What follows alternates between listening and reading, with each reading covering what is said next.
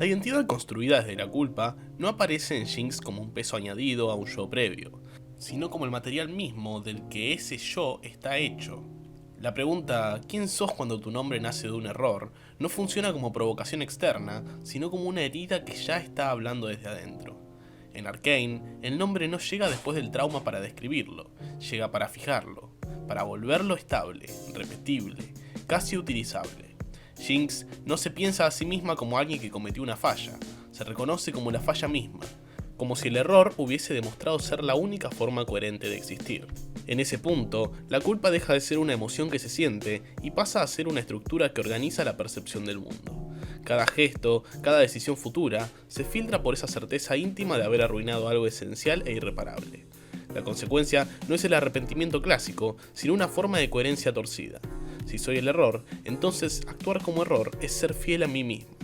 La tensión aparece cuando esa fidelidad se vuelve una cárcel, porque sostener la identidad exige repetir la herida, mantenerla abierta, negarse cualquier desvío que sugiera redención o cambio, incluso cuando ese cambio parece posible. La culpa en Jinx no opera como memoria sino como presente continuo. No recuerda lo que pasó, lo habita. Esa diferencia es crucial para entender por qué su identidad no busca reparación. En Arcane, el pasado no está atrás empujando, está adelante marcando el camino, imponiendo una forma de anticipación permanente del fracaso. La psicología de Jinx no se ordena alrededor del ojalá hubiera sido distinto, sino del no puede ser distinto. Desde ahí, la culpa deja de ser un juicio moral y se vuelve una ontología, define qué es posible y qué no. El deseo mismo aparece contaminado porque desear algo distinto implicaría aceptar que existe una versión de sí que no está condenada al daño. Esa idea resulta insoportable. La consecuencia es una compulsión a sabotear cualquier escenario donde la culpa podría diluirse, donde el error dejaría de ser el centro. No porque Jinx disfrute del caos, sino porque el orden amenaza con desarmar la única narrativa que la sostiene. La tensión se vuelve más profunda cuando esa narrativa empieza a resquebrajarse desde afuera, cuando otros personajes no la leen solo como error, sino como sujeto, forzándola a enfrentar una pregunta para la que no tiene lenguaje. Si no sos únicamente la culpa, ¿qué haces con todo lo que construiste para sostenerla? El conflicto interno de Jinx no se juega entre el bien y el mal, sino entre control y disolución. La culpa funciona como una herramienta paradójica del control. Al definirse como el problema, elimina la incertidumbre de tener que elegir quién ser. En el mundo de Arcane, donde las identidades están atravesadas por tensiones sociales y políticas, Jinx encuentra en la culpa una forma de singularidad absoluta. No depende de Piltover ni de Sound para explicarse, se explica desde el daño. Eso le permite sostener una ilusión de autonomía, incluso cuando sus actos parecen impulsivos o caóticos. La profundización aparece cuando entendemos que esa autonomía es frágil porque se apoya en la repetición. Si deja de repetir el patrón del error, pierde la sensación de control. La consecuencia es una identidad que se refuerza a través de la autodestrucción simbólica, una forma de decir sigo siendo yo cada vez que el mundo tiembla. La tensión queda abierta en el momento en el que el control empieza a fallar, cuando la culpa ya no alcanza para ordenar la experiencia y el caos deja de ser una elección para volverse una amenaza, algo que incluso Jinx ya no puede manejar del todo. La disociación de Jinx no es un mecanismo de escape, sino una estrategia de supervivencia identitaria. Separarse de sí no implica dejar de ser, sino fragmentarse lo suficiente como para que la culpa no lo invada todo de una sola vez. En Arcane, esa fragmentación se manifiesta como voces internas, imágenes intrusivas, cambios de tono que no buscan engañar al espectador, sino mostrar una psique saturada. La identidad se vuelve múltiple no por capricho, sino porque sostener una identidad unificada alrededor del error sería insoportable. Cada fragmento cumple una función. Uno recuerda, otro actúa, otro se burla, otro ataca. La profundización revela que esta disociación no elimina la culpa, solo la distribuye. Ninguna parte puede hacerse cargo del todo, pero ninguna queda libre. La consecuencia es una identidad inestable que necesita estímulos constantes para no colapsar en silencio. El ruido, la exageración, la violencia simbólica funcionan como anestesia. La tensión emerge cuando esos fragmentos empiezan a entrar en conflicto entre sí, cuando la disociación deja de proteger y empieza a exponer, mostrando que no hay un yo verdadero escondido detrás, sino un sistema entero construido para no enfrentar una pregunta devastadora. ¿Quién sos si dejas de castigarte? La relación de Jinx con la responsabilidad está profundamente deformada por la culpa originaria. No se trata de negarla, sino de absolutizarla. En Arcane, Jinx no huye de la idea de haber causado daño, la abraza hasta el punto de convertirla en destino. Esa absolutización anula cualquier noción de responsabilidad futura. Si todo ya está roto por mi culpa, nada de lo que haga después puede empeorarlo o arreglarlo realmente. La profundización de este punto revela una ética invertida, donde la repetición del daño no es vista como falta, sino como coherencia. La consecuencia es una desconexión radical entre acción y reparación. Jinx actúa, pero no espera consecuencias que transformen el vínculo con los demás, porque ese vínculo ya está condenado en su narrativa interna. La tensión se vuelve insoportable cuando aparece la posibilidad de ser responsable de algo que no sea destrucción, cuando el mundo le devuelve una imagen donde su acción podría construir, proteger o cuidar. Esa posibilidad no se siente como alivio, sino como amenaza, porque exige abandonar la certeza de la culpa total y entrar en un terreno ambiguo donde el error ya no define todo. El deseo de Jinx está atrapado en una contradicción permanente. Desea ser vista, pero solo puede tolerar ser vista como error. En Arcane, la mirada del otro no funciona como reconocimiento pleno, sino como confirmación de la identidad culpable. Jinx no busca amor en un sentido reparador, busca validación de su autodefinición. La profundización de este deseo muestra que incluso el afecto, cuando aparece, es leído como sospecha, como si escondiera una trampa. Aceptar un deseo que no esté mediado por la culpa implicaría reconocer que merece algo distinto, y esa idea resulta casi obscena para su estructura psíquica. La consecuencia es una dinámica de acercamiento y rechazo constante. Se expone, pero destruye el vínculo antes de que pueda redefinirla. La tensión queda abierta en el punto donde el deseo insiste a pesar de todo, donde incluso la culpa ya no logra sofocarlo del todo, generando un cortocircuito interno entre la necesidad del contacto y el impulso de arruinarlo antes de que duela más. La identidad de Jinx también puede leerse como una respuesta extrema al miedo de la irrelevancia. Ser la culpa absoluta garantiza no desaparecer. En el universo de Arcane, donde las jerarquías aplastan y los individuos se diluyen en sistemas más grandes, Jinx se asegura una presencia imposible de ignorar. La profundización de esta idea muestra que la culpa funciona como marca registrada. Es lo que la distingue, lo que la vuelve singular incluso en su sufrimiento. La consecuencia es que cualquier forma de anonimato, de normalidad o de calma resulta intolerable. No porque no las desee en algún nivel, sino porque amenazan con borrar la única prueba de existencia que reconoce. La tensión se intensifica cuando el mundo empieza a cambiar, cuando el ruido ya no garantiza ser escuchada, y la culpa deja de ser suficiente para ocupar el centro. En ese vacío emergente, la pregunta por la identidad se vuelve más urgente y más peligrosa. Si la culpa ya no alcanza para existir, ¿qué queda? El conflicto entre control y abandono atraviesa toda la construcción de Jinx. La culpa le da un marco, pero también la obliga a sostenerlo activamente. En Arcane no hay descanso posible en esa identidad. Hay que alimentarla, defenderla, performarla. La profundización revela que el agotamiento psíquico no viene de la violencia externa, sino de la necesidad constante de ser fiel a la narrativa interna del error. La consecuencia es una fatiga existencial que no puede expresarse como cansancio, porque descansar implicaría aflojar el control.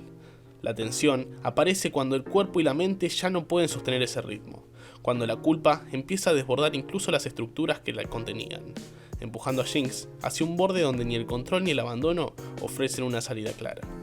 La culpa como núcleo identitario también deforma la percepción del tiempo.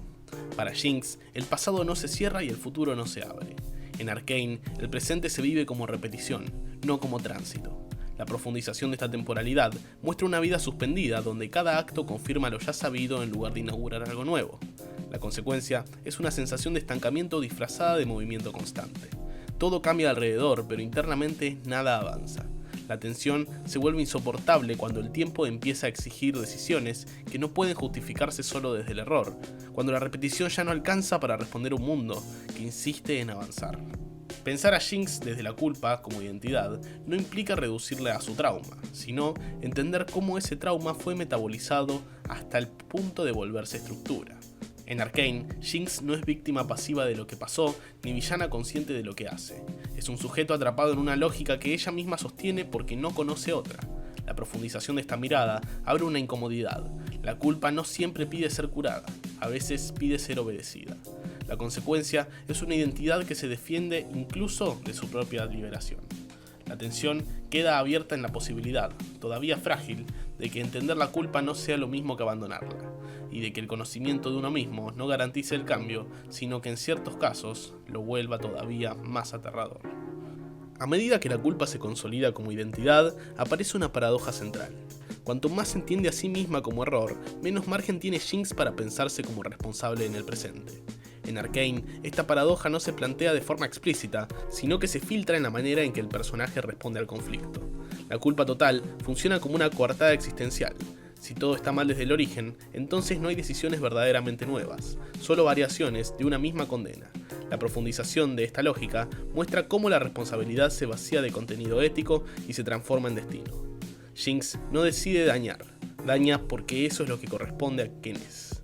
La consecuencia es una desconexión peligrosa entre conciencia y acción, donde la lucidez no frena el impulso, sino que lo legitima. Saber quién sos no te salva, te encierra mejor. La tensión se abre cuando esa lógica empieza a ser cuestionada no desde el castigo, sino desde la posibilidad de elección. No una elección moral abstracta, sino algo más inquietante, la idea de que incluso siendo culpable, aún se puede responder de otra manera y que esa respuesta implicaría perder la coartada que sostuvo la identidad durante tanto tiempo. El conflicto de Jinx también puede leerse como una guerra interna entre la necesidad de ser comprendida y el terror a ser realmente vista. En Arcane, la comprensión nunca es neutra. Entender a Jinx implica ver más allá de la culpa y eso amenaza con desarmar la narrativa que la mantiene en pie. La profundización de este punto revela que la incomprensión ajena resulta, paradójicamente, más segura que una empatía auténtica. Ser malinterpretada confirma su autopercepción como error. Ser comprendida abre una grieta peligrosa. La consecuencia es un juego constante de máscaras, donde incluso la vulnerabilidad puede volverse performática, controlada, diseñada para no ir demasiado lejos. La tensión emerge cuando alguien insiste en mirar más allá del gesto, más allá del ruido, más allá de la violencia simbólica, y empieza a reconocer a un sujeto que no se reduce a su falla. En ese instante, la culpa ya no protege, se vuelve un obstáculo que amenaza con colapsar todo el sistema defensivo construido alrededor de ella.